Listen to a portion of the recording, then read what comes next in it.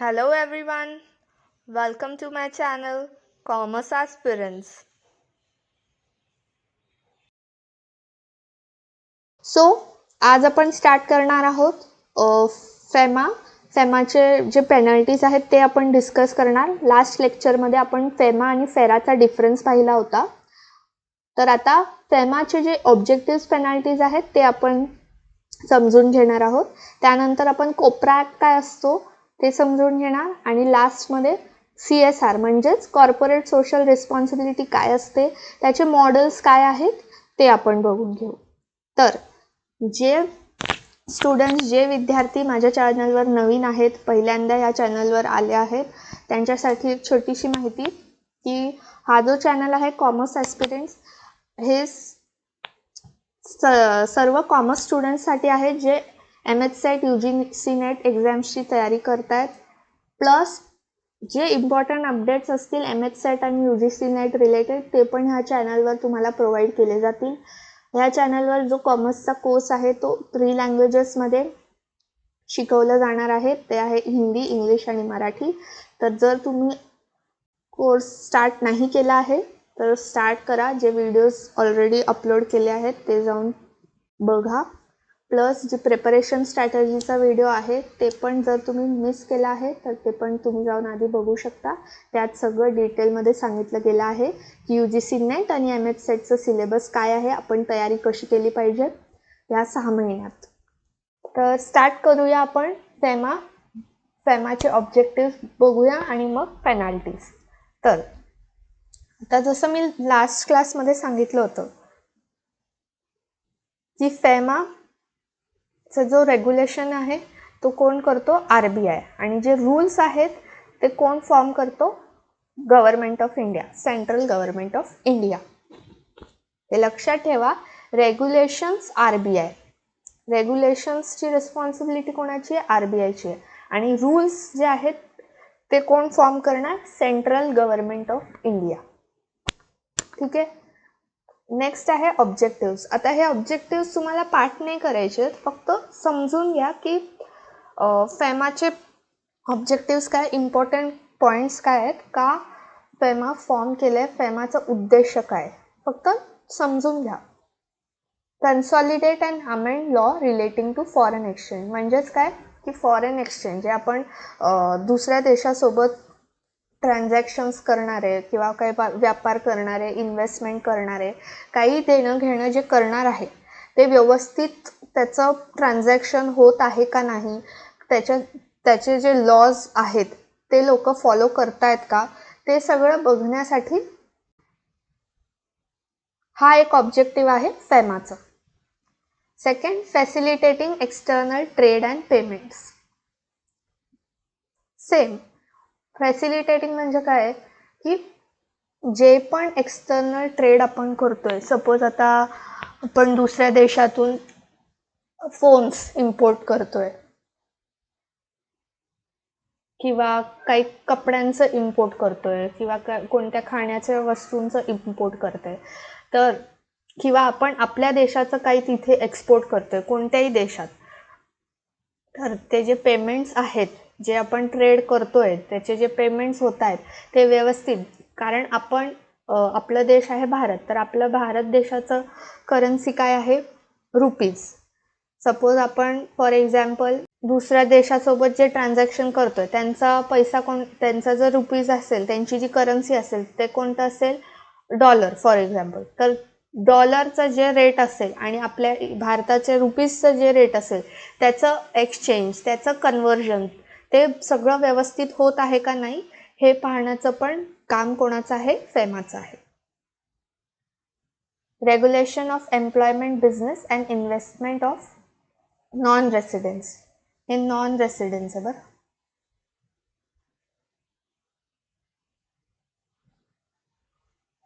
Non, ठीक आहे. परत तेच, जे पण लोक आपण विदेशामध्ये जातात जॉबसाठी किंवा आपल्या देशात येतात जॉबसाठी किंवा एक बिझनेस सेट करण्यासाठी, त्याचं पण देखरेख करणार FEMA. Remove imbalance of payments. आता BOP मी तुम्हाला मागच्या क्लासमध्ये पण सांगितलं होतं की BOP म्हणजेच बॅलन्स ऑफ पेमेंट्स हा एक इम्पॉर्टंट टॉपिक आहे बिझनेस एन्व्हायरमेंटमध्ये.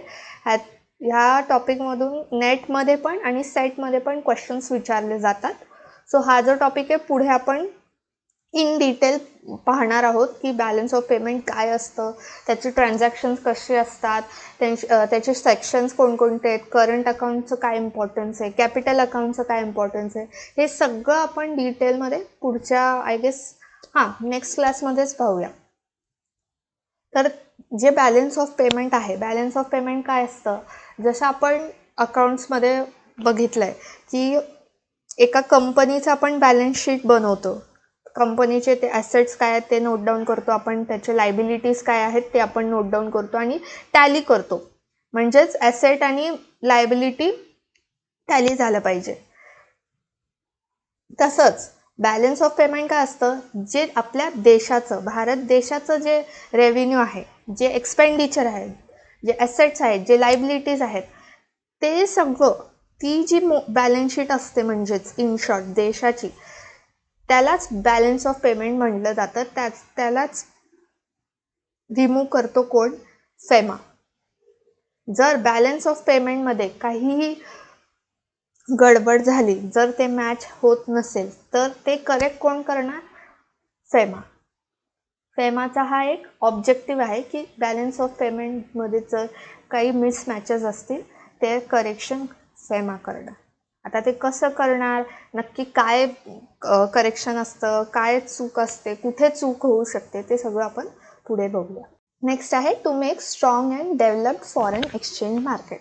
म्हणजेच जे आपलं ट्रान्झॅक्शन, व्यापार, इन्व्हेस्टमेंट जे काय फॉरेन कंट्री म्हणजेच दुसऱ्या देशासोबत आहे ते डेव्हलप्ड झालं पाहिजे, वर्षानुवर्ष स्ट्रॉंग राहिलं पाहिजे. नेक्स्ट आहे पेनाल्टीज. आता हा जो पॉईंट आहे हा इम्पॉर्टंट आहे, पेनाल्टीजचा पॉईंट. हे तुम्हाला पाठ करावं लागेल. ऑब्जेक्टिव्हमध्ये फक्त समजून घ्यायचं आहे काय आहे काय नाही, पेनाल्टीज तुम्हाला पाठ करायचे. तर पेनाल्टीजमध्ये आता पहिलं काय दिलं आहे की सपोज आता तुम्ही जेव्हा ट्रान्झॅक्शन करतायत दुसऱ्या देशासोबत, सपोज तुम्ही त्या देशाच्या कोणत्याही कंपनीमध्ये किंवा त्यांच्या कोणत्याही म्युच्युअल फंड, जे काय इन्व्हेस्टमेंटचे प्रकार आहेत वेगवेगळे, त्यात तुम्ही जर इन्व्हेस्ट केला, तुम्ही तुमचा पैसा त्या देशामध्ये इन्व्हेस्ट केला. फॉर एक्झाम्पल तुम्ही 1 लाख इन्व्हेस्ट केला, पण तुम्ही जे रूल्स आहेत, जे रेग्युलेशन्स आहेत ते तुम्ही फॉलो नाही केले, ते मोडले किंवा तुम्ही काही गडबड केली, तर सिंपल भाषेमध्ये मी सांगते, इथे जे वर्ड्स दिले आहेत ते खूप हाय लेवलचे आहेत. मी तुम्हाला एकदम सोप्या लँग्वेजमध्ये सांगते की काय आहे नक्की त्याचं मीनिंग. 1 लाख तुम्ही इन्व्हेस्ट केले आणि तुम्ही रूल्स जे आहेत, जे RBIने आणि सेंट्रल गव्हर्नमेंटने बनवलेत ते तुम्ही मोडले किंवा तुम्ही काही गडबड केली, तर त्या केसमध्ये काय होणार, 1 लाख तुम्ही इन्व्हेस्ट केलं आहे पण त्याचं ट्रिपल अमाऊंट म्हणजे 3 टाइम्स किती होणार, 1 लाखाचं 3 लाख. 3 लाख तुम्हाला पैसे जमा करावे लागतील ॲज पेनाल्टी. ठीक आहे, तर फर्स्ट पॉईंट आहे 3 लाख. जी अमाऊंट तुम्ही जेवढं त्या ट्रान्झॅक्शनमध्ये, जेवढं तुम्ही ते कंपनीमध्ये किंवा कुठेही इन्व्हेस्ट केलं आहे किंवा कोणाकडून घेतलं आहे, कोणाला दिलं आहे, ती जी अमाऊंट असेल त्याचं 3 टाइम्स. जर तुम्ही 2 लाख इन्व्हेस्ट केलं असेल तर तुम्हाला 6 लाखाची पेनाल्टी द्यावी लागेल. आता इथे एक शब्द दिला आहे क्वांटिफायबल. क्वांटिफायबल म्हणजेच काय असतं की जे आपण मोजू शकतो. आता तुम्ही जे इन्व्हेस्टमेंट केलं आहे, पैशांचं केलं आहे किंवा तुम्ही खरेदी केली आहे, विकलाय, पैशांचं त्यात इन्व्हॉल्वमेंट आहे, म्हणजे तुम्ही त्याला मोजू शकतात, तुम्ही त्याला काउंट करू शकतात.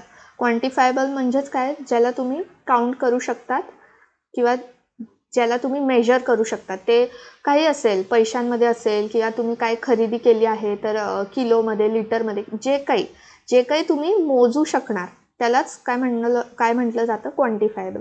आणि जर तुम्ही काय रूल्स रेस्ट्रिक्शन्स मोडले पण ते आपण मेजर नाही करू शकत, ते आपण काउंट नाही करू शकत, त्यात पैसा इन्व्हॉल्व नाही आहे, काही दुसऱ्या तरीकेने तुम्ही ते तोडलं आहे, रूल्स मोडले आहेत, तर त्या केसमध्ये तुम्हाला जी पेनल्टी भरावी लागेल ती असेल 2 लाखाची.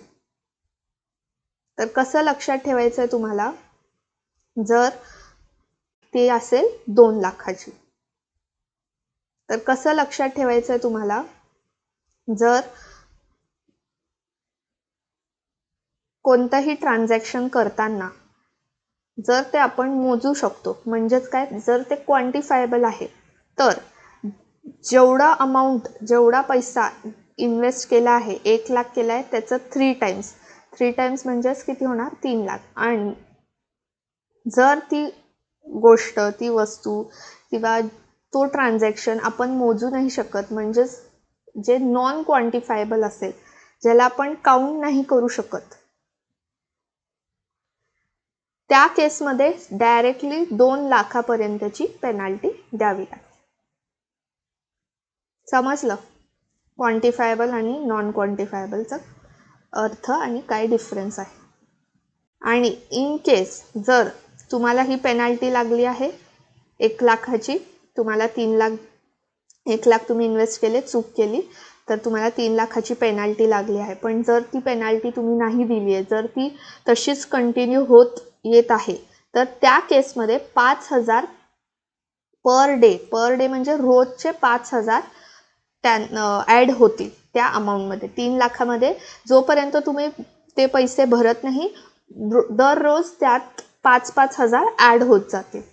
नेक्स्ट पॉईंट आहे की जर कोणी कोणतंही ट्रान्झॅक्शन केलं किंवा कोणत्याही प्रॉपर्टीमध्ये इन्व्हेस्ट केलं आहे, बिझनेसमध्ये इन्व्हेस्ट केलं आहे, पण जी लिमिट RBI आणि सेंट्रल गव्हर्नमेंटनी ठरवली आहे, त्या लिमिटच्या पुढे जाऊन, म्हणजे त्या लिमिटपेक्षा जास्त जर तिकडे पैसा खर्च केला आहे त्या व्यक्तीने, तर त्या केसमध्ये पण 3 टाइम्स त्याला पेनल्टी भरावी लागेल. आणि ज्या गोष्टीमध्ये पण त्यांनी इन्व्हेस्ट केलं आहे, सपोज त्यांनी एका प्रॉपर्टीमध्ये केलं आहे तिकडे, आता तुम्ही बातम्या वगैरेमध्ये वाचलं असेल, सोशल मीडियामध्ये पण आजकाल आपण बघतोच की XYZ सेलिब्रिटीने दुबईमध्ये घर खरेदी केली आहे किंवा कोणी लंडनमध्ये खरेदी केली आहे. तर अशा केसेसमध्ये जो लिमिट असेल, जो लिमिट दिला आहे RBI किंवा सेंट्रल गव्हर्नमेंटने, त्या लिमिटच्या पुढे जाऊन जर तुम्ही ट्रान्झॅक्शन केलं, तर त्या केसमध्ये पण जी त्या ट्रान्झॅक्शनची व्हॅल्यू असेल, सपोज 50 लाख असेल, एक्झाम्पल 50 लाखमध्ये मिळणार नाही तसं तिकडे, पण एक्झाम्पल 50 लाख, तर त्या 50 लाखचं 3 टाइम्स म्हणजेच किती 1,50,00,000 त्या व्यक्तीला दंड द्यावं लागेल. प्लस ज्या प्रॉपर्टीची त्यांनी खरेदी केली आहे किंवा ज्या बिझनेसमध्ये त्यांनी इन्व्हेस्ट केले, त्या बिझनेसचे सपोज शेअर्स असतील ते जप्त करेल RBI, किंवा जी प्रॉपर्टी असेल ती पण जप्त करेल. नेक्स्ट आहे also punishable with imprisonment for term which may extend to 5 years with fine.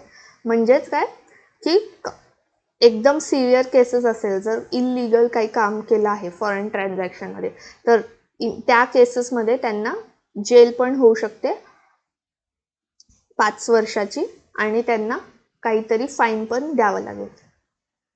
Gel आणि फाईन सिव्हिअर केसेसमध्ये. आता ह्या लास्ट पॉईंटचं काय मिनिंग आहे, जर एखादा ऑफिसर जो असिस्टंट डिरेक्टर हा जो पद आहे, ह्या पदाचा आहे किंवा ह्याच्या वरच्या रँकचा आहे, म्हणजे स्टेटस त्याचा ह्याच्या वरचा आहे, जर त्यांनी रायटिंगमध्ये काय नोटीस दिली कोर्टाला, तरच कोर्ट ज्या व्यक्तीच्यावर केस झाला आहे इलिगल ट्रान्झॅक्शनचा किंवा ओव्हर लिमिट ट्रान्झॅक्शन किंवा काही चुकीच्या ट्रान्झॅक्शनचं, तरच कोर्ट माफी देणार, तरच कोर्ट काहीतरी कन्सेशन देणार. पण जर इन केस असिस्टंट डिरेक्टरच्या खालच्या लोकांनी कोर्टमध्ये अर्जी दिली त्यांच्या क्लायंटसाठी, तर कोर्ट ती अर्जी अप्रूव्ह नाही करणार, कॅन्सल करणार.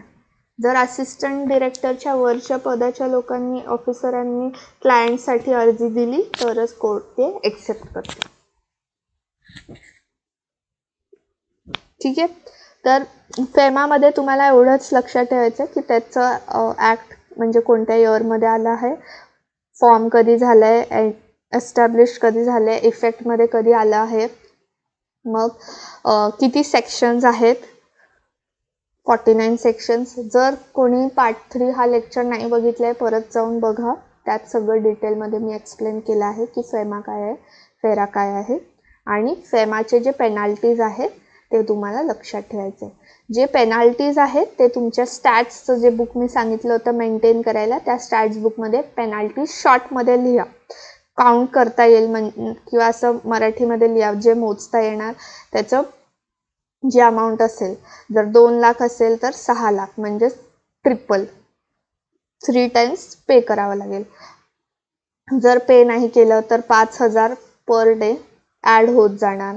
जर काउंट नाही करता येत ती पेनाल्टी 2 लाखाची असेल. असं सगळं शॉर्टमध्ये त्या नोट्सच्या बुकमध्ये, स्टॅट्सच्या बुकमध्ये, नोट्सचं नाही, स्टॅट्सच्या बुकमध्ये लिहून टाका. ठीक आहे. आता आपण बघूया कोपरा ॲक्ट. आता नेक्स्ट टॉपिक आहे कोपरा. कोपरा म्हणजेच कोपराचं फुल फॉर्म काय आहे? Consumer protection act. कोपराचा फुल फॉर्म आहे कन्झ्युमर प्रोटेक्शन ॲक्ट. हा जो ॲक्ट आहे हा पण पहिले कोणत्या इयरमध्ये स्टार्ट झालं होतं? 1986 मध्ये, आणि रिप्लेस कधी झालं हा ॲक्ट? 2019 मध्ये. ठीक आहे. तर तुम्ही हेच लक्षात ठेवा की 2019 मध्ये कोपरा ॲक्ट रिप्लेस झाला होता. रिप्लेस नाही, ॲक्च्युली हा चुकीचा वर्ड आहे. रिप्लेस नाही, त्यात जो नाव आहे कोपरा तोच नाव होता, फक्त रूल्स आणि जे काय ॲडमिनिस्ट्रेशन, रिड्रेसल कमिशन, हे सगळे जे लेवल्स आहेत त्या लेवल्समध्ये थोडाफार चेंज झाला आहे. रिप्लेस नाही झाला आहे, रिप्लेस चुकीचा वर्ड आहे. रिप्लेस नाही झाला आहे, फक्त नवीन काहीतरी चेंजेस केले आहेत ॲक्टमध्ये. तर फर्स्ट टाईम हा ॲक्ट कधी आला होता? 1986 मध्ये आला होता, आणि नंतर 2019 मध्ये या ॲक्टमध्ये चेंजेस केले गेले. तर आता जसं नाव आहे कन्झ्युमर प्रोटेक्शन, म्हणजेच काय? जो ग्राहक आहे त्याच्या प्रोटेक्शनसाठी, म्हणजे त्याला, ग्राहकाला खरीदारी करताना जर फसवलं गेलं तर त्याच्या प्रोटेक्शनसाठी हा ॲक्ट बनवला आहे. ऑब्जेक्टिव्हमध्ये काय दिलं आहे आता बघूया आपण, की जर एखादा ग्राहक जो आहे त्याने सपोज टीव्हीची खरेदी केली, नंतर त्याला दुकानामध्ये त्याला सांगितलं गेलं होतं की 1 वर्षाची गॅरंटी वॉरंटी सगळं आहे, किंवा 2 वर्षाची आहे, असं खूप काय त्याला सांगितलं गेलं की नाही, काही खराब झालं तुम्ही आमच्याकडे या, आम्ही तुम्हाला एक्सचेंज करून देऊ, किंवा आम्ही तुमचे पूर्ण पैसे परत तुम्हाला करू, असं बरंच काय त्याला सांगितलं गेलं. पण जेव्हा तो टी व्ही घेऊन घरी जातो तर 1-2 दिवसात टी व्ही खराब, त्याचा डिस्प्ले खराब, साऊंड ऑडिओ व्यवस्थित काम नाही करत आहे, असं काहीतरी होणार. मग जेव्हा तो ग्राहक परत दुकानदाराकडे जाणार की असं झालं आहे, आता तुम्ही सांगितलं होतं की एक्सचेंज करणार किंवा पैसे देणार द्या, पण जर तो दुकानदार नाही जर त्यांनी सांगितलं की नाही, असं नाही होऊ शकत, किंवा त्यांनी बरेच वेगळे दुसरे काही कारण दिले, तो अग्री नाही करणार की नाही, की त्याच्याकडून चूक झाली आहे, त्यांनी ग्राहकाला फसवलं आहे, तर ह्या केसमध्ये तो ग्राहक बिचारा काय करणार? तर त्यासाठी हा जो ॲक्ट आहे कोपरा ॲक्ट, ह्यानी एक सिस्टम तयार केला आहे. सिस्टमलाच काय नाव दिलं आहे? Consumer grievance redressal system. त्या सिस्टमचं नाव आहे कन्झ्युमर ग्रीव्हियन्स रिड्रेसल सिस्टम. म्हणजेच काय, ह्या सिस्टममध्ये जे पण ग्राहकाचे कंप्लेंट्स असतील, जेव्हा पण ग्राहकाला कोणत्याही व्यापाऱ्याने किंवा दुकानदाराने चीट केलं असेल, त्याला फसवलं असेल, तर ग्राहक हा जो सिस्टम बनवला गेला आहे तिथे येऊन त्याची जी तक्रार आहे, त्याची जी कंप्लेंट आहे ते सांगू शकतो, किंवा जे काय त्याला अडचणी आली आहेत ते त्याची तिथे ग्राहक नोंदणी करू शकतो. तर आता हा जो सिस्टम आहे हा राज्यासाठी वेगळं असेल, शहरासाठी वेगळं असेल, जिल्हा असेल त्याच्यासाठी वेगळं असेल. तर ते वेगवेगळं त्याचे काय रूल्स आहेत, कसं ग्राहक जाऊन तिथे त्याचे कंप्लेंट्स, तक्रारीची नोंदणी करू शकतो ते आपण बघूया नेक्स्ट स्लाइडमध्येच. त्याआधी आपण जो दुसरा ऑब्जेक्टिव्ह आहे ते बघूया. तर दुसरा ऑब्जेक्टिव्ह कसा काय म्हणतोय की जे पण ग्राहकाचे तक्रारी असतील त्याचं व्यवस्थित त्याला ग्राहकाला सोल्युशन मिळालं पाहिजे. जर त्याच्याकडून काही चूक झाली आहे समजण्यामध्ये, जे पण सेलर आहे, जो कोणी विकणारा आहे, दुकानदार आहे, त्यांनी जर खरंच व्यवस्थितच समजून विक्री केली होती त्या टीव्हीची, पण ग्राहकालाच समजण्यामध्ये जर चूक झाली तर ते ग्राहकाला तसं सांगितलं जाणार. पण जर चूक खरोखरच विकणाऱ्याची असेल तर त्याच्यावर जो ॲक्शन घेतला जाईल तो पण फास्ट घेतला जाईल, म्हणजे ग्राहकाला जास्त वेळ थांबावं नाही लागणार. नाहीतर जेव्हा हा ॲक्ट नव्हता तेव्हा असं खूप केसेस झाले होते की ग्राहक बिचाऱ्याकडे काहीच ऑप्शन नव्हतं. त्याला कोणीही फसवलं तर त्यांना माहीत नव्हतं की त्यांनी जाऊन तक्रार कुठे केली पाहिजे किंवा त्यांचा जो पैसा बुडाला त्यांना मिळेल का नाही.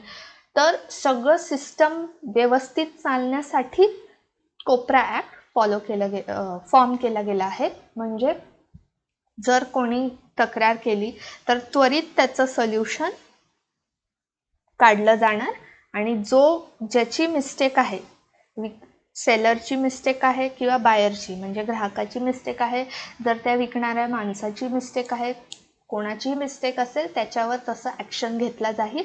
आणि जर ग्राहक खरंच इनोसेंट आहे, त्याला काहीच माहीत नव्हतं, तर त्याला त्याचे पैसे पण परत दिले जातील. म्हणूनच कोपरा ॲक्ट फॉर्म केला गेला आहे. आणि हा त्याचा एक इम्पॉर्टंट ऑब्जेक्टिव्ह आहे की लवकरात लवकर ग्राहकला त्याचे पैसे परत मिळाले पाहिजे. त्याची जी कंप्लेंट आहे त्याच्यावर लवकर काम केलं पाहिजे.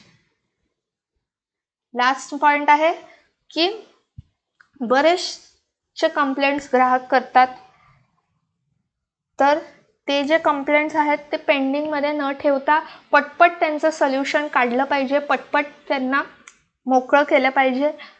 त्यासाठी पण कोपरा ॲक्ट फॉर्म केलं गेलं आहे. हेही एक इम्पॉर्टंट ऑब्जेक्टिव्ह आहे कोपरा ॲक्टचं की जे काय प्रोसेस आहे कंप्लेंट करण्याचं, कंप्लेंट सॉल्व करण्याचं, पैसे परत करण्याचं, हे सगळं स्पीडमध्ये झालं पाहिजे, हे सगळं लवकरात लवकर झालं पाहिजे. तर हे ऑब्जेक्टिव्ह होते, फक्त समजून घ्या.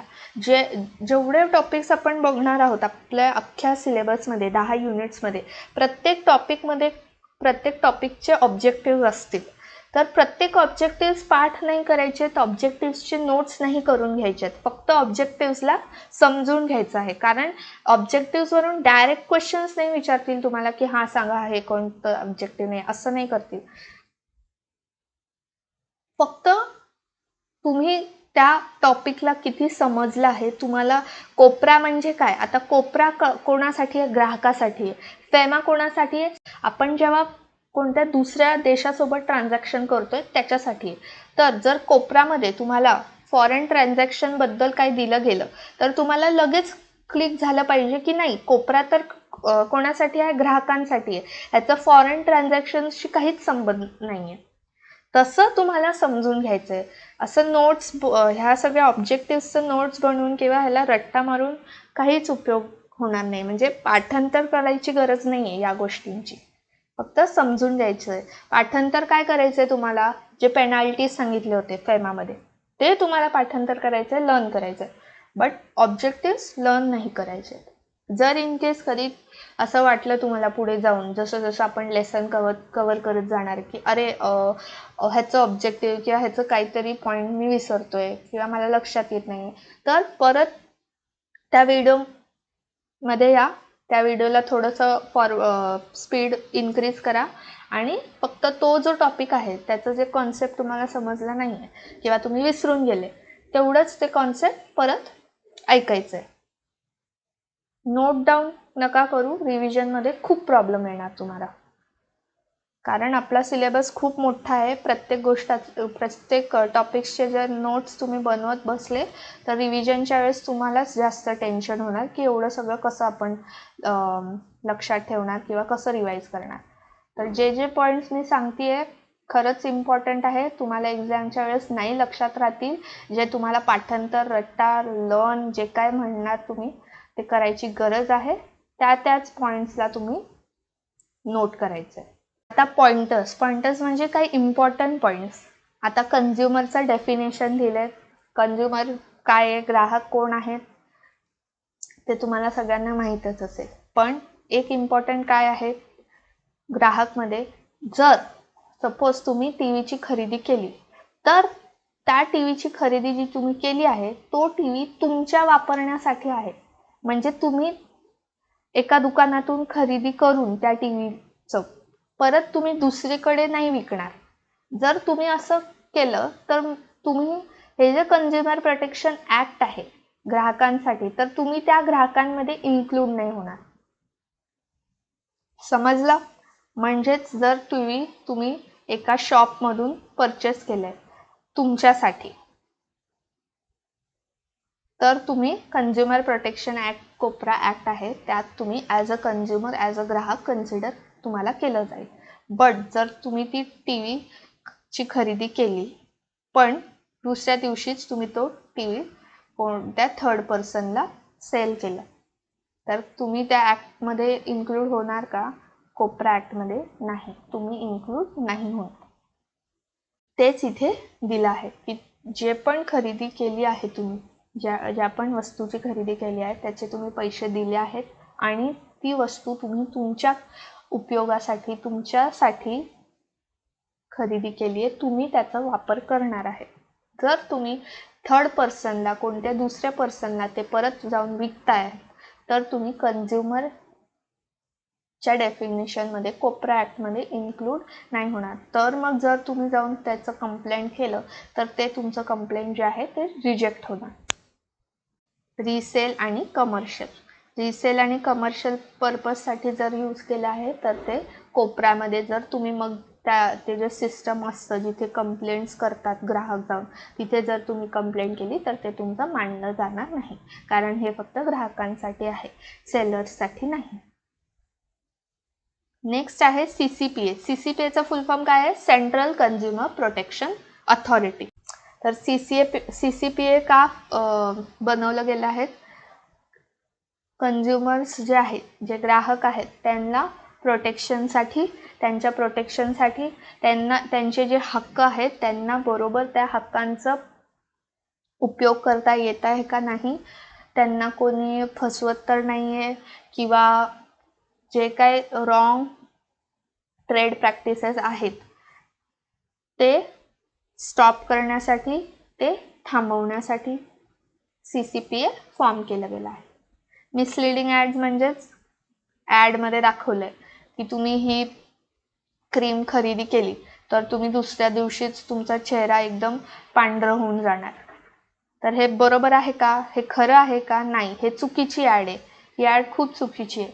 तर त्या ॲडला बंद करण्यासाठी किंवा त्या कंपनीला इंटिमेशन देतील किंवा त्यांना तो प्रोडक्ट बंद करायला लावतील, हे सगळं काम कोणाचं आहे? CCPA, that is central consumer protection authority. Penalties. आता पेनाल्टीज बघूया काय आहेत. हे इम्पॉर्टंट आहेत पेनाल्टीज, हे तुम्ही नोट करणार तुमच्या स्टॅट्स बुकमध्ये. आता जर ग्राहकाला फसवलं गेलं आहे किंवा असे काही चुकीचे ॲड्स दाखवले गेले आहेत किंवा अनफेअर ट्रेड प्रॅक्टिस म्हणजेच जे व्यापार तुम्ही करतायत त्यात तुम्ही काहीतरी घोळ केला आहे तर तुम्हाला पेनाल्टी म्हणजेच दंड द्यावा लागेल. किती? 10 लाखपर्यंतचा दंड आहे आणि तुम्हाला जेल होऊ शकते 2 वर्षापर्यंतची. ठीक आहे. असं कॉर्नरमध्ये स्टॅट्सच्या बुकमध्ये नोट करा किंवा तुम्ही जर स्टॅट्सची बुक नाही बनवली आहे तर ॲज ऑफ नाव नोट्सच्या बुकमध्ये कॉर्नरमध्ये नोट करा. पण नंतर स्टॅट्सची बुक बनवा कारण खूप गरजेची आहे स्टॅट्सची बुक. तिथे फक्त शॉर्टमध्ये लिहायचं कोपरा पेनाल्टी. कोपराची पेनाल्टी काय आहे? कोपरा पेनाल्टी असं लिहायचं त्याच्या शेजारी लिहिणार तुम्ही 10 लाख आणि 2 वर्षासाठी जेल. नेक्स्ट पॉइंट मध्ये काय दिलं गेलं आहे की in case of subsequent offence म्हणजेच परत परत जर तुम्ही ती चूक करतायत, तोच एक व्यापारी चूक करतोय, तर त्या केसमध्ये 50 लाखापर्यंत पण दंड द्यावा लागेल आणि 5 वर्षाची जेलची सजा. ठीक आहे, समजलं? ह्यात जास्त काही अवघड नाही आहे. 10 लाख 5 लाख 10 लाख 50 लाख 2 लाख सॉरी काय म्हणते मी 10 लाख 50 लाख 2 वर्ष 5 वर्ष.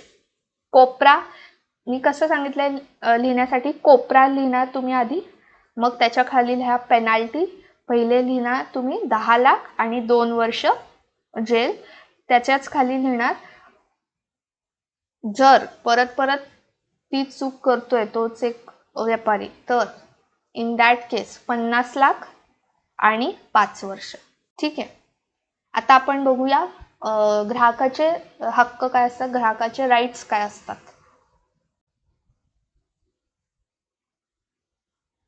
तर हे आहेत कन्झ्युमर राईट्स म्हणजे ग्राहकाचे हक्क. फर्स्ट आहे ओरिजिनल राईट्स, मग आहेत ॲडिशनल राईट्स. आता बघा, जे 1986 मध्ये जेव्हा कोपरा ॲक्ट फॉर्म केला गेला होता तेव्हा हे सगळे राईट्स होते ग्राहकाकडे, आणि नंतर जेव्हा 2019 मध्ये ह्यात चेंजेस केले गेले तेव्हा हे राईट्स ॲड केले. ग्राहकाचे जे राईट्स होते किती होते बरं, 6 होते. मग अजून 5 राईट्स जे आहेत ते 2019 मध्ये ॲड केले गेले. तर आता आपण एक एक राईट बघूया काय आहेत. राईट टू सेफ्टी म्हणजेच जो कोणी व्यापारी आहे किंवा जो कोणी सेलर आहे तो जेव्हा जी वस्तू जी सर्व्हिस ग्राहकाला प्रोव्हाइड करतो आहे तर ग्राहकाचं हक्क आहे हे कळून घेण्यासाठी की ते त्याच्यासाठी सेफ आहे का नाही, तो प्रॉडक्ट त्याच्यासाठी सेफ आहे किंवा ती जी सर्व्हिस आहे त्याला जी सर्व्हिस व्यापारी देणार आहे, सेलर देणार आहे, ती सर्व्हिस सेफ आहे का नाही. नेक्स्ट आहे heard, to be heard. To be heard म्हणजे काय की जे काय त्याचे क्वेरीज असतील, जे काय त्याचे प्रश्न असतील किंवा जे काय त्याचे कंप्लेंट्स असतील ते ऐकून घेतले जायले पाहिजे. म्हणजे एखादा ग्राहक सपोज म्हणतोय की मला या गोष्टीची ॲलर्जी आहे तर मला हा औषध देऊ नका, पण जर त्या मेडिकलवाल्याने ऐकलं नाही आणि त्याला न ऐकता औषध दिली तर चुकीचं आहे. कारण ग्राहक स्वतःहून तुम्हाला सांगतोय की त्याला ह्या गोष्टीची ॲलर्जी आहे, तरी तुम्ही ते न ऐकता त्याला चुकीची औषध दिली तर दॅट इज रॉंग. ग्राहकाचं ते हक्क आहे की जेव्हा पण तो खरेदी करायला जाणार कोणत्याही गुड्सची कोणत्याही सर्व्हिसची, तर तो जो सांगतो आहे ते सेलरनी, कंपनीनी, व्यापारीनी ऐकलं पाहिजे. Right to be informed. Inform म्हणजे काय, जो प्रोडक्ट जो वस्तू व्यापारी विकतोय, सेलर विकतोय, त्या वस्तूचे सगळे डिटेल्स, सगळे जे काही डिटेल्स असतील ते ग्राहकाला सांगायचं हे त्याची जबाबदारी आहे. त्या सेलरची जबाबदारी आहे, त्या विकणाऱ्याची जबाबदारी आहे की ग्राहकाला सगळी इन्फॉर्मेशन, सगळे डिटेल्स त्या सर्व्हिसचे, त्या गुड्सचे दिले गेलेले पाहिजे.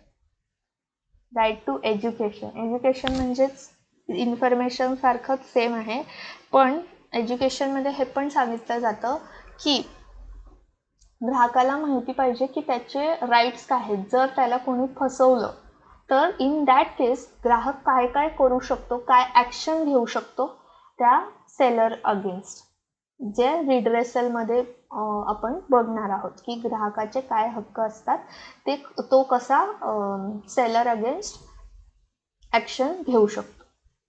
तर जर त्याला माहीतच नाही की त्याच्याकडे काही हक्क आहेत, तो कुठे जाऊन कंप्लेंट करू शकतो, तर त्याला ह्या सगळ्या गोष्टींची माहितीच नसेल तर जरी त्याला कोणी फसवलं तर तो काही ॲक्शन घेऊ शकणार आहे का? नाही. म्हणून त्याला एज्युकेट करणं गरजेचं आहे. त्याला माहिती दिली पाहिजे की जर त्याच्यासोबत काही फसवणूक झाली असेल तर तो कुठे जाऊन कंप्लेंट करू शकतो आणि त्याला त्याचे पैसे कसे परत भेटू शकतात. तेच एज्युकेशनचं पॉईंट आहे. सीक रिड्रेसल म्हणजेच काय? जे सिस्टम बनवलं आहे जिथे ग्राहक जाऊन कंप्लेंट करू शकतो, तर तिथे ग्राहक जाऊन त्याचे जे काही कंप्लेंट्स आहेत त्याची नोंदणी करू शकतो. राईट टू चूज म्हणजेच काय की ग्राहकाकडे पूर्ण हक्क आहे.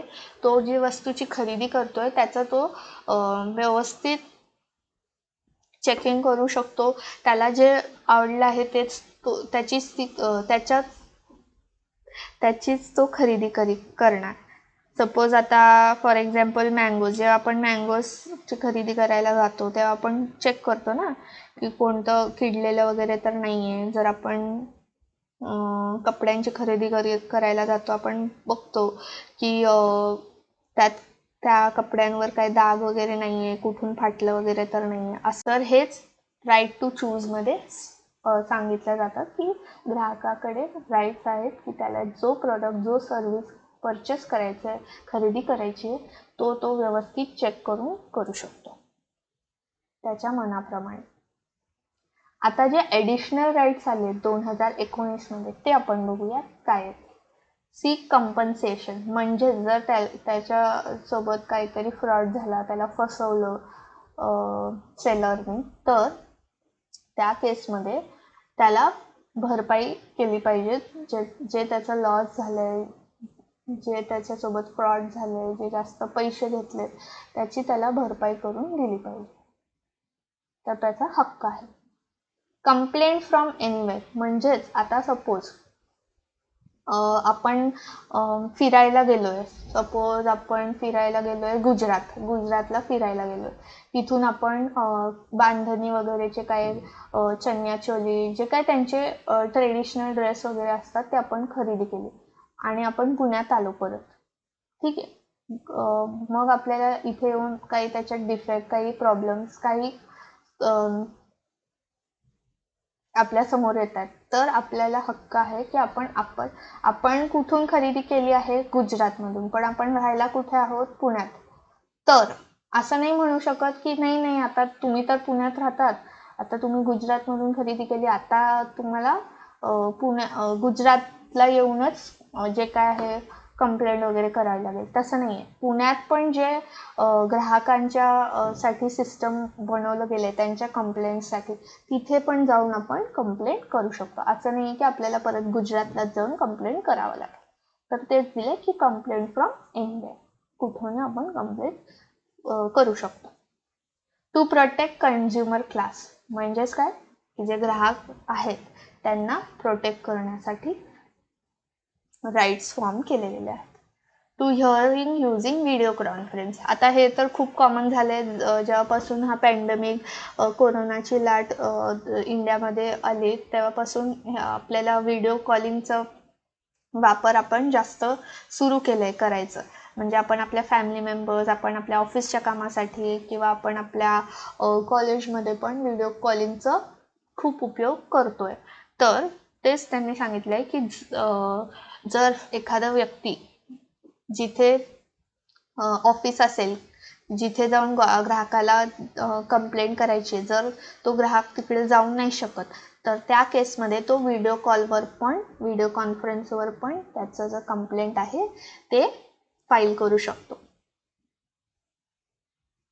To no rejection of complaint. Suppose एखाद्या वेळेस जर जे ग्राहकांनी कंप्लेंट केलं आहे एका कंपनी अगेन्स्ट किंवा एका सेलर अगेन्स्ट, तर जर इन्व्हेस्टिगेशन म्हणजे जे जो ऑफिस आहे जिथे ते कंप्लेंट्स करतात, तर त्या ऑफिसवाल्यांनी पूर्ण इन्व्हेस्टिगेशन केलं की का ग्राहकांनी कंप्लेंट केले, खरंच सेलरनी किंवा विकणाऱ्याने त्याला फसवलं आहे का नाही. तर हे सगळं इन्व्हेस्टिगेशन केल्यानंतर जर ते म्हणतात की नाही, तुमची जी कंप्लेंट आहे ती चुकीची आहे, त्यांनी जे तुम्हाला विकलं आहे, जे तुम्ही खरेदी केली आहे ती व्यवस्थित आहे, ते बरोबर आहे, तुम्हाला फसवलं नाही केलंय. तर त्या केसमध्ये ग्राहकाचा हक्क आहे, ग्राहकाला हक्क आहे की तो विचारू शकतो की का रिजेक्शन केलं आहे, नक्की रिजेक्शन माझा जो कंप्लेंट आहे त्याच्या रिजेक्शनचं कारण काय आहे ते जाणण्याचा हक्क असतो ग्राहकाला. ठीक आहे, हे होते राईट्स. हे तुम्ही तुमच्या नोट्समध्ये नोट डाऊन करू शकता शॉर्टमध्ये. सेफ्टी, हर्ड, इन्फॉर्म्ड, एज्युकेशन असं शॉर्टमध्ये नोट करा की राईट्स कोणकोणते आहेत कन्झ्युमरकडे. ठीक आहे, समजलं. नेक्स्ट टॉपिक आहे dispute redressal commission. Dispute redressal commission म्हणजे काय, जिथे ग्राहक जाऊन त्याच्या कंप्लेंटची नोंदणी करणार आणि पुढे त्या कंप्लेंटचं सोल्युशन कसं काढलं जाणार, काय पेनल्टीज असतील, किती त्या जे कमिशन आहे त्या कमिशनचे मेंबर्स कोण आहेत ते सगळं आपण बघूया आता. तर फर्स्ट आहे डिस्ट्रिक्ट. डिस्ट्रिक्ट म्हणजे जिल्हा. तर जर ग्राहकाची जी कंप्लेंट आहे ती कंप्लेंट डिस्ट्रिक्ट लेवलची आहे, तर त्या केसमध्ये डिस्ट्रिक्ट म्हणजे जिल्हा, त्या केसमध्ये काय बघितलं जाणार, सर्वात आधी की जे गुड्स आहेत किंवा जे सर्व्हिसेस व्यापारीने कन्झ्युमरला, ग्राहकाला दिले गेलेले आहेत ते 1 करोडपेक्षा जास्तीचे नाही असले पाहिजे. त्याची लिमिट काय आहे, म्हणजेच 1 करोड पेक्षा कमी त्या गुड्सची किंवा त्या सर्व्हिसेसची व्हॅल्यू असली पाहिजे. आणि जो कंप्लेंट आहे त्याचं सोल्युशन किती टाइममध्ये दिलं पाहिजे, 3 महिन्यात. आणि त्या कंप्लेंटवर जे काही टेस्टिंग केलं जाणार ते किती महिन्यात झालं पाहिजे, 5 महिन्यात. जर जेव्हा डिस्ट्रिक्ट फोरमने जे सोल्युशन दिलं आहे ग्राहकाला, जर त्याला तो सोल्युशन जे त्याला सांगितलं गेलं आहे की नाही बाबा की ठीक आहे त्याच्याकडून चूक झाली आहे, पण तुला तुझे पैसे अर्धेच मिळतील किंवा तुला नवीन गुड्स नाही मिळतील, जे काय म्हणजे जर ग्राहक खुश नाही आहे, जे डिस्ट्रिक्टनी जे जिल्हा कमिशननी जे पण सोल्युशन सांगितलंय, जर ग्राहक खुश नाही आहे तर ग्राहक काय करू शकतो, कंप्लेंट जी आहे ते पुढे स्टेट कमिशनकडे पण घेऊन जाऊ शकतो, तिथे पण तो नोंदणी करू शकतो. ठीक आहे, म्हणजे जिल्हा कमिशनकडून त्याला जे सोल्युशन सांगितलं गेलं आहे जर त्याला ते बरोबर नाही वाटत आहे तर तो काय करणार, राज्य कमिशनकडे जाणार आणि तिथे पण जाऊन नोंदणी करणार कंप्लेंटची. तर राज्य कमिशनकडे जाताना किती दिवसात त्यांनी कंप्लेंट केली पाहिजे, 45 डेज, 45 दिवसात त्यांनी तिथे जाऊन ती त्या कंप्लेंटची नोंदणी केली पाहिजे. मेंबर्स कोण कोण असतील, फर्स्ट असेल प्रेसिडेंट म्हणजेच अध्यक्ष कोण बनू शकतो, जो डिस्ट्रिक्टचा जज असेल तो अध्यक्ष बनू शकतो. सेकंड 2 मेंबर्स असतील, त्या 2 मेंबर्सपैकी 1 मेंबर वुमेन असले पाहिजे, म्हणजेच एक स्त्री पण मेंबर असले पाहिजे डिस्ट्रिक्ट कमिशनचे. ठीक आहे, तर ह्यात मेन पॉईंट्स काय लक्षात ठेवायचे की व्हॅल्यू किती असणार गुड्स आणि सर्व्हिसची, तर 1 करोडपेक्षा कमीचे. नेक्स्ट पॉईंट तुम्हाला काय लक्षात ठेवायचे, जर कंप्लेंट जेव्हा केली आपण, आपल्याला सोल्युशन मिळालं पण आपण खुश नाही, आपण नाखुश आहोत, तर आपण ते राज्य कमिशनकडे पण ती कंप्लेंटची नोंदणी करू शकतो. पण ते किती दिवसाच्या आत केली पाहिजे, आपण 45 डेज 45 दिवसाच्या आत आपण नोंदणी केली पाहिजे. आणि 50% आपल्याला जे जिल्हा कमिशननी अमाऊंट पैसे डिपॉझिट करायला सांगितले ते पण केले पाहिजे. नेक्स्ट आता आपण बघूया राज्य कमिशन, स्टेट कमिशनचे काय पॉईंट्स आहेत. तर राज्य कमिशनमध्ये आपल्याला जी गुड्सची किंवा जे सर्व्हिसेसची व्हॅल्यू आहे ती किती असली पाहिजे, 1 ते 10 करोड. 1 करोड ते 10 करोड गुड्सची व्हॅल्यू किंवा सर्व्हिसेसची व्हॅल्यू असेल. सेकंड, राज्य कमिशनमध्ये कॉन्ट्रॅक्ट्स जे करतात त्या कॉन्ट्रॅक्ट्समध्ये पण जर काही फसवणूक केली असेल तर त्या कॉन्ट्रॅक्ट्समधले पण जे गुड सर्व्हिसेस आहेत त्यांची पण व्हॅल्यू 1 ते 10 करोडमध्ये असेल. नेक्स्ट आहे, जे लोकांनी डिस्ट्रिक्टमध्ये कंप्लेंट केली होती आणि ते नाखुश आहेत ते पण राज्य कमिशनमध्ये येऊन कंप्लेंट करू शकतात परत. तर तेच ह्या पॉईंटमध्ये दिले, appeal against order of any district commission within the state. म्हणजे ज्या व्यक्तींनी डिस्ट्रिक्ट कमिशनमध्ये कंप्लेंट केली होती आणि ते नाखुश आहेत तर ते परत राज्य कमिशनमध्ये पण कंप्लेंट फाईल करू शकतात.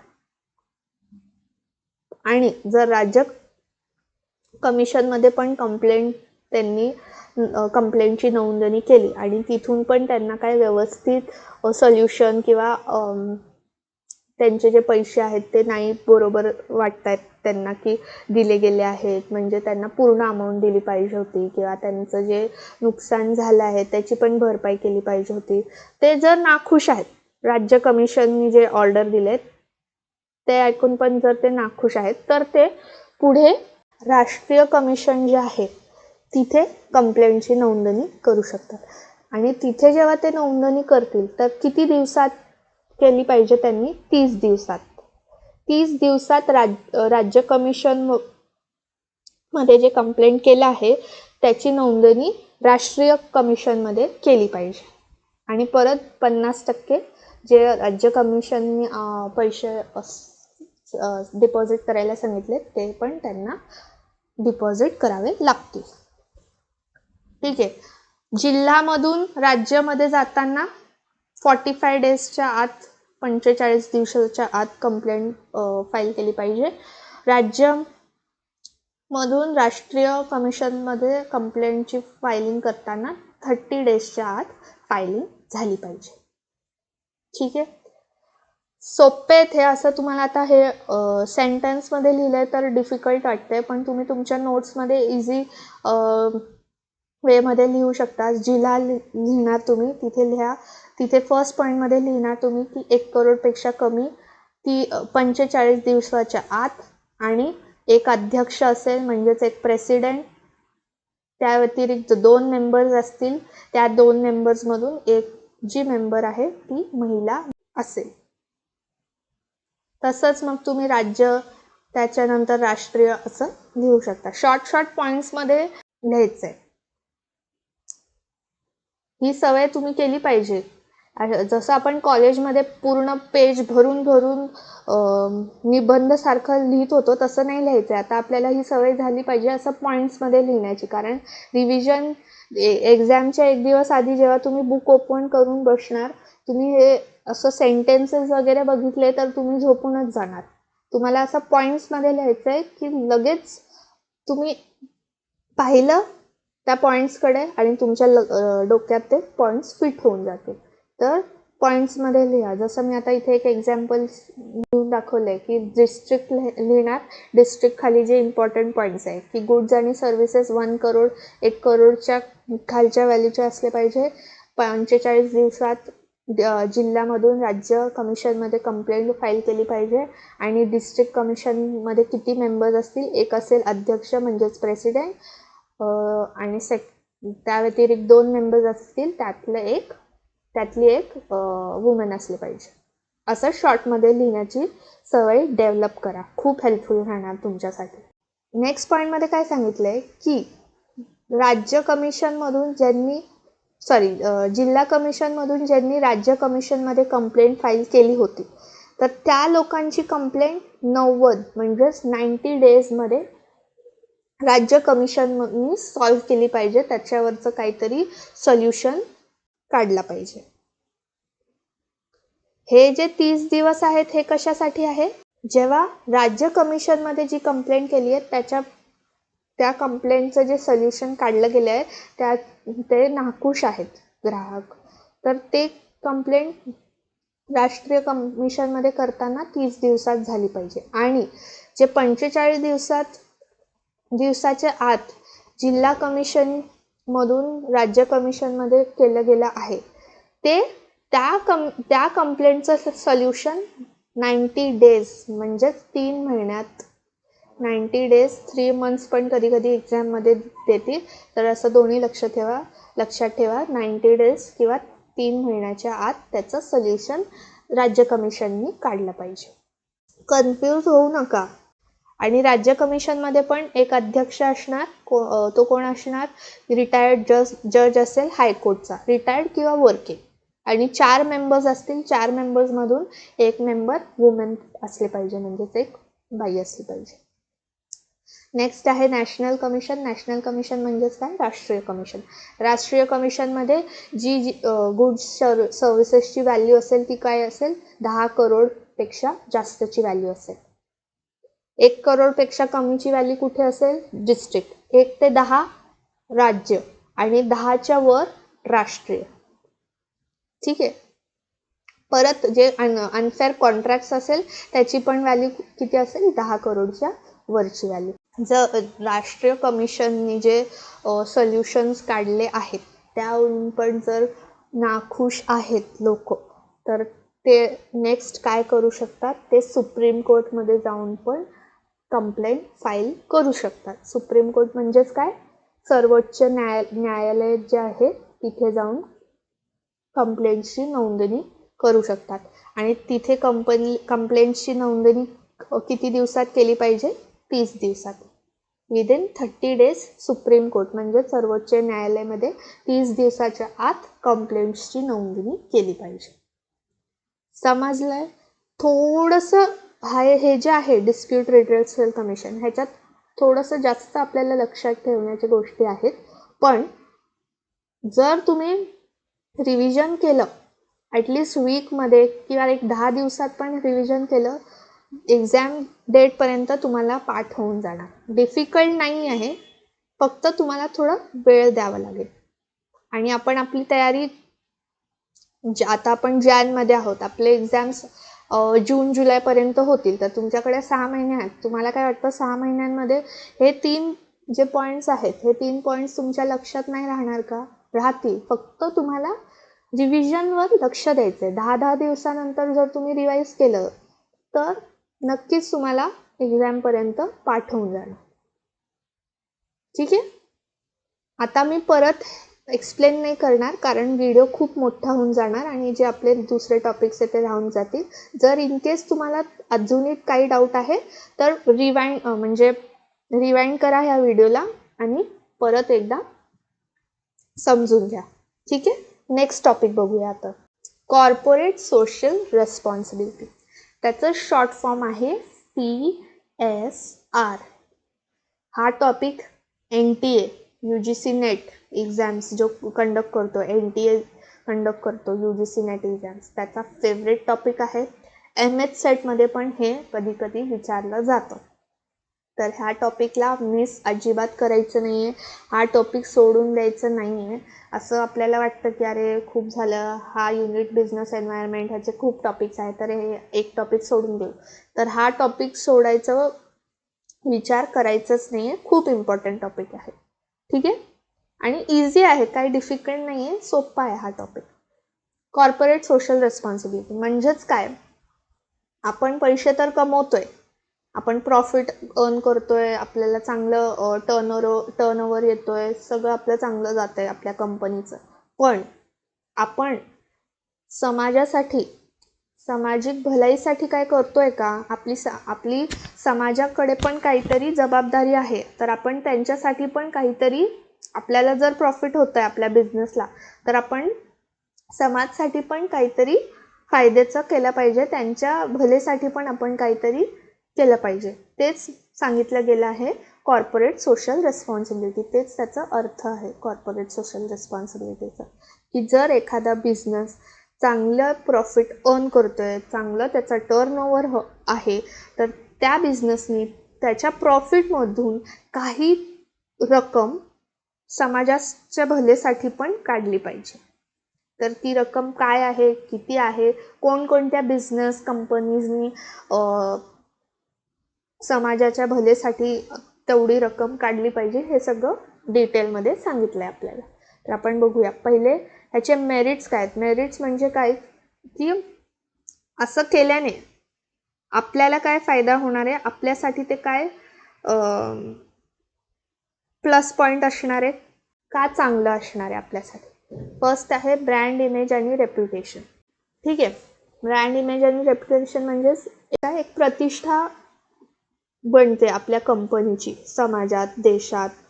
फॉर एक्झाम्पल, आता आपण न्यूजमध्ये बघतो की अंबानीनी कोणत्या तरी फाउंडेशनसाठी, कॅन्सर फाउंडेशनसाठी इतके पैसे डोनेट केले आहेत, किंवा XYZ कंपनीनी मुलांच्या शिक्षणासाठी डोनेशन केलं आहे. तर हे सगळं काय आहे, हे कॉर्पोरेट सोशल रेस्पॉन्सिबिलिटीचा पार्ट आहे. जेव्हा आपण ऐकतो की अरे ही कंपनी असं करते, ही चांगल्या कॉजसाठी सपोर्ट करते, असं म्हणजे त्यांचे प्रोडक्ट जर आपण खरेदी केले तर त्यातला 1 रुपया 2 रुपया ते कोणाच्या भलेसाठी वापर करणार आहे, तर त्या कंपनीची एक जी व्हॅल्यू असते ती मार्केटमध्ये इन्क्रीज होते, वाढते, त्याची एक इमेज क्रिएट होते मार्केटमध्ये. तर हे एक प्लस पॉईंट आहे जर तुम्ही सोशल कॉज केला त्याचा. Sales and customer loyalty. आपले सेल्स इन्क्रीज होतात आणि जे आपले ग्राहक आहेत ते खुश होतात आणि ते आपल्याच ब्रँडचे किंवा आपल्या कंपनीचेच वस्तूंचं खरेदी जास्तीत जास्त करतात. इनोव्हेशन आणि लर्निंग. इनोव्हेशन आणि लर्निंग म्हणजेच काय, आपल्याला काहीतरी नवीन शिकायला मिळतं. Ability to attract and retain employees. आपण जे आपले एम्प्लॉईज आहेत त्यांना पण आपण थांबवू शकतो जर ते आपल्या कंपनीला सोडून जात आहेत, जर ते रिझाईन करतात. कारण आपल्या कंपनीचं गुडविल इतकं चांगलं आहे, आपण चांगल्या गोष्टींसाठी पण कॉन्ट्रीब्यूट करतोय. सो त्यामुळे आपण त्यांना हे पॉईंट सांगून पण थांबवू शकतो.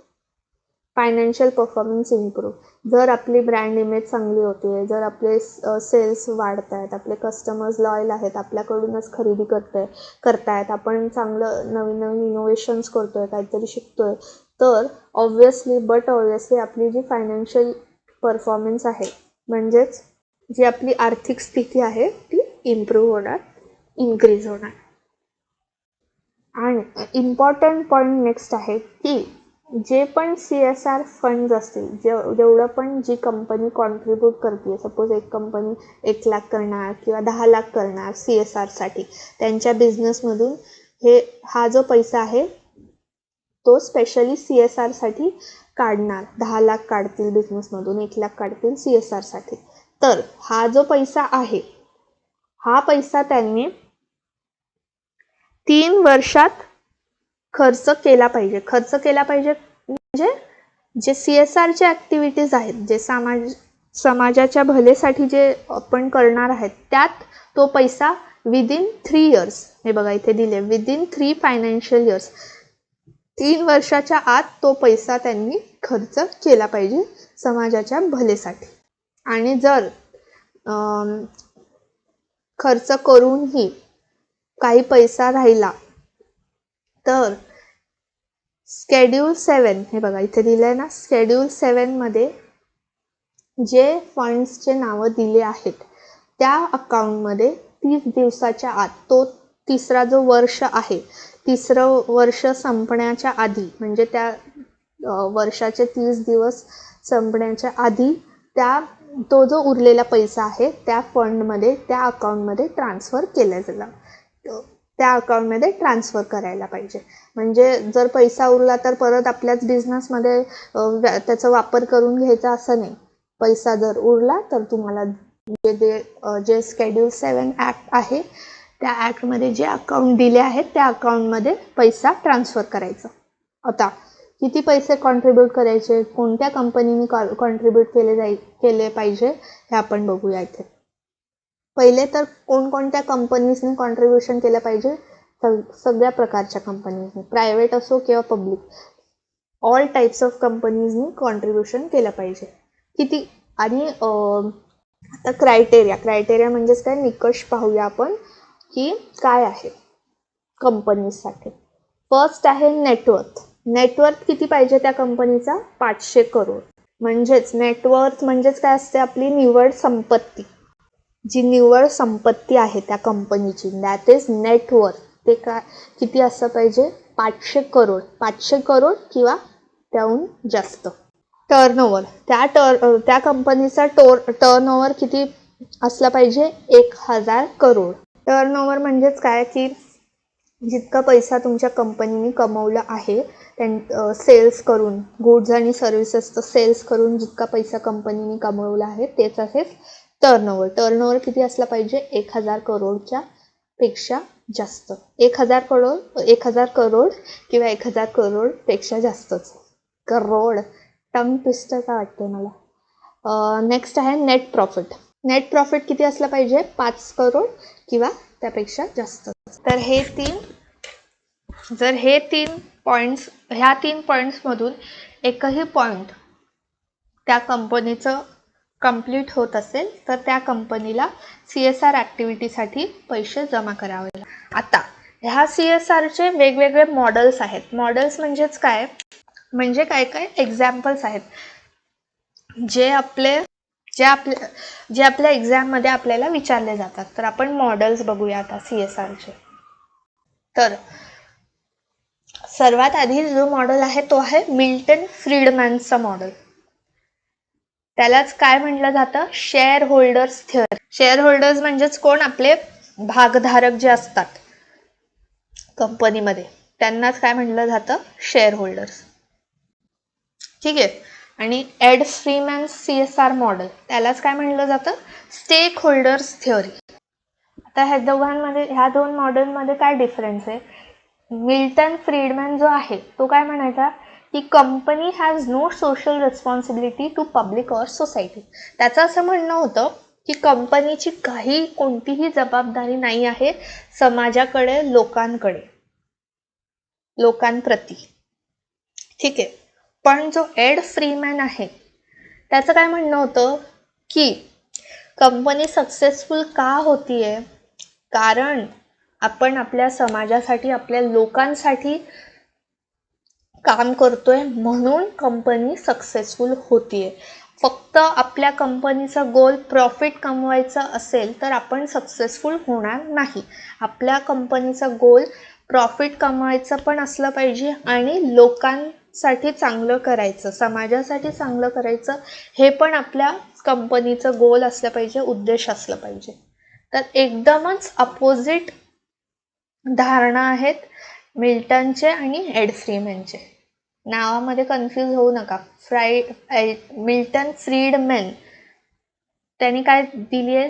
Share holder theory. आणि एड फ्रीमॅन, फ्री आणि फ्रीड वेगवेगळे आता, त्यांनी कोणती थिअरी दिली आहे? Stakeholder theory. त्यालाच थिअरी दिली नाहीये त्यांनी, त्याला स्टेक होल्डर थिअरी पण म्हटलं जातं. म्हणजे दोघांचे जे पॉइंट्स आहेत ते एक्झॅक्टली सेम आहेत. इथे आता आपण बघूया प्रॉफिट.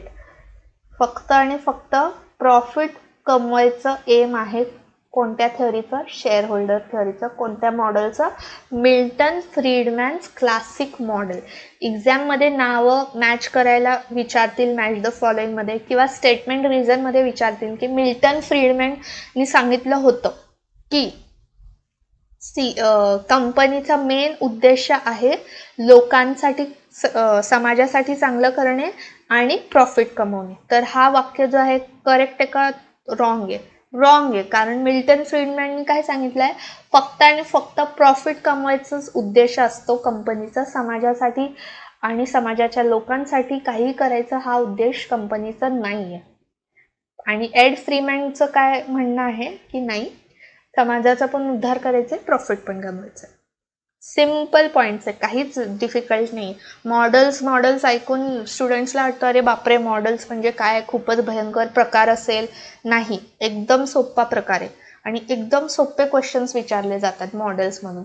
तर मॉडेल्स जर तुम्ही एकदा दोनदा जरी वाचलं तर तुम्हाला 2-2 मार्क असेच मिळतील एक्झाममध्ये.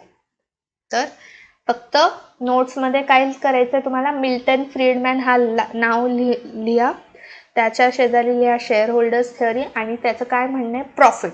फक्त प्रॉफिट हा शब्द नोट डाऊन करा. एड फ्रीमॅन मध्ये स्टेक होल्डर्स लिहा आणि काय लिहायचंय तुम्हाला? प्रॉफिट प्लस सोशल वेलफेअर असं नोट डाऊन करा. आता प्रॉफिट प्लस सोशल वेलफेअर, ज्यांनी फर्स्ट किंवा सेकंड लेक्चर बघितलं असेल त्यांना हा स्टेटमेंट रीड करून अजून एक पॉइंट लक्षात आलं पाहिजे. तो पॉइंट कोणता, मला कमेंट सेक्शनमध्ये तुम्ही सांगायचं आहे. मी आता तुम्हाला नाही सांगणार आहे, मला बघायचं आहे की तुम्ही किती लक्ष देऊन व्हिडिओज पाहतायत, किती लक्ष देऊन क्लास अटेंड करतायत आणि रिव्हिजन केलंय का नाही. तर प्रॉफिट प्लस सोशल वेलफेअर हा एक पॉइंट फर्स्ट किंवा सेकंड लेक्चरमध्ये पण आपण एका टॉपिकमध्ये डिस्कस केलं होतं. तो पॉइंट कोणत्या टॉपिकसाठी आहे तुम्ही आत्ता पॉज करा. ज्यांनी ते व्हिडिओज बघितले त्यांनी हा व्हिडिओ आता पॉज करा, कमेंट करा आधी मला. ज्यांनी व्हिडिओज नाही बघितले त्यांनी व्हिडिओ जाऊन बघा आणि मग परत येऊन इथे कमेंट करा. मला पण कळू द्या की कोण कोण लक्ष देऊन क्लास बघतोय. ठीक आहे, हा आजचा क्वेश्चन आहे तुमच्यासाठी की प्रॉफिट आणि सोशल वेलफेअरचं कॉम्बिनेशन आधी आपण कुठे बघितलंय. तर हे दोन मॉडेल्स कळालेत सगळ्यांना. मिल्टन फ्रीडमॅनचं मॉडेल काय आहे, एड फ्रीमॅनचं मॉडेल काय म्हणायचं आहे त्यांना ह्या मॉडेलमध्ये, आणि stakeholder shareholder theory पण काय आहे ते पण समजलं आहे तुम्हाला. आता आपण दुसरे मॉडेल्स बघू. आता दुसरे जे मॉडेल्स आहेत ते आहेत ॲकरमॅन मॉडेल, कॅरलचं मॉडेल आणि कॉर्पोरेट सिटिझनशिप मॉडेल कॅरल. असं करूया आपण, हे जे 3 मॉडेल्स आहेत ॲकरमॅनचं मॉडेल, कॅरलचं मॉडेल आणि कॉर्पोरेट सिटिझनशिप मॉडेल, हे आपण पुढच्या क्लासमध्ये घेऊया. कारण आजचा जो व्हिडिओ खूप मोठा झाला आहे, तर तुम्हाला हा जो व्हिडिओ आहे स्पेशली आजचा, ह्यात पाठ करण्यासाठी पण बरंच काही आहे. तर आजसाठी इथेच थांबूया आपण. रिमेनिंग 3 मॉडेल्स आपण नेक्स्ट क्लासमध्ये डिस्कस करूया. त्यानंतर आपण पोर्टर्स डायमंड मॉडेल, पाय फोर्स मॉडेल ते बघूया. आणि आपला जो इंटरनॅशनल बिझनेसचा टॉपिक आहे, जो युनिट आहे, तो पण आपण स्टार्ट करूया पुढच्या लेक्चरमध्येच. ठीक आहे. आणि बरेचसे स्टुडंट्सचे कमेंट्स मी वाचते की त्यांना एक्सपेक्टेड कट ऑफ वगैरे काय आहे हे विचारतायत कमेंट्समध्ये. तर मी विचार करते त्यावर पण एक नवीन व्हिडिओ बनवण्यासाठी. तर जर तुम्हाला एक्सपेक्टेड कट ऑफ, तसं एक्झॅक्ट कट ऑफ तर कोणीच तुम्हाला सांगू नाही शकणार, पण खूप सारे स्टुडंट्स कमेंट करतात की त्यांना ह्या कॅटेगरीमध्ये एवढे मार्क्स पडतात ॲज पर इंटरिम आन्सर की, जे चॅलेंजिंग आन्सर की SPPUनी रिलीज केली होती आपल्या युनिव्हर्सिटीने. तर ॲज पर दॅट सगळ्यांनी कॅल्क्युलेशन केलेत मार्क्सचे.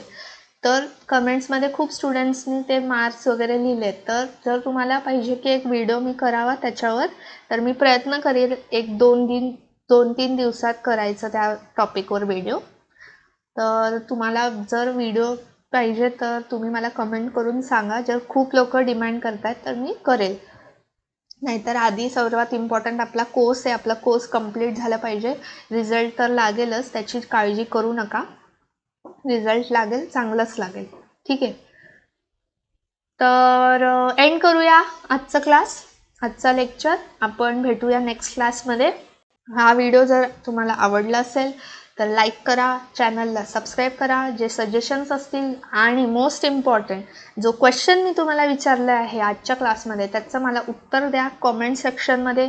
शेअर करा हा व्हिडिओ. आपण 3 लँग्वेजेसमध्ये करतोय हा क्लास कंडक्ट. तर प्लीज तुमच्या फ्रेंड्ससोबत शेअर करा, खूप हेल्पफुल राहणार आहे. आणि that's it. Take care, bye, have a nice day.